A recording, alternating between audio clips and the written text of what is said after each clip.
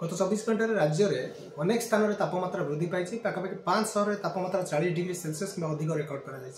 खास करके आम देखा बौद्ध टिटलागढ़ बलांगीर भवानीपाटना नयागढ़ ये 4टी सहर रही है 40 डिग्री तापमात्रा चलित वर्ष प्रथम थर पर छुई सहित पाखापाखि 10टी सहर में देखा 39 डिग्री कि अधिक तापमात्रा रेकर्ड कर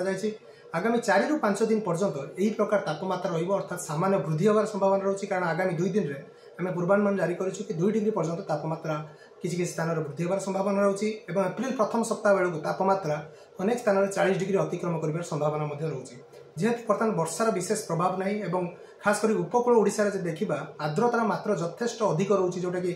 50 ରୁ 70% मध्य दिन तमाम रोचे ता सहित तापमात्रा देखा 36 ରୁ 38 डिग्री पर्यंत रोचे तेणु उभय तापमात्रा जलीय बाष्पर जो आर्द्रता रोचे प्रभाव में आम खास करके या प्रभाव में ये जो अनुभूत तापमात्रा अधिक रोचे सहित गुड़गुड़ी अधिक रोचे सहित रात्रि तापमात्रा स्वाभाविक तुलन में अनेक स्थान में 3 ରୁ 4 डिग्री पर्यंत रोथुबारु ये जो स्थिति आगामी 4-5 दिन आम हट एवं ह्यूमिड जोटा उष्म एवं आर्द्र पाणीपागर स्थिति उत्पन्न कर खास करके दिन पीक आवर्स जोटा रोचे दिन 10टा ରୁ दिन 3टा मध्य लोक यातायात निवृत्त रही सूचना जारी करी अत्यंत आवश्यक रोचे बाहर को बाहर आवश्यक पदक्षेप जब छत्ता जोता सहित ईषत रंगर हालुका कपड़ा व्यवहार करने सूचना जारी कर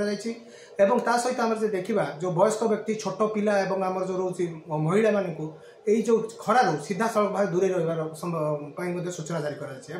पर्याप्त परिमाण पानीय ग्रहण करने सहित आमर जो रोच चाषी भाई मैंने से जो पनीपरिया जो विभिन्न खाद्य शस्य रोचे जलसेचन सूचना जारी कर।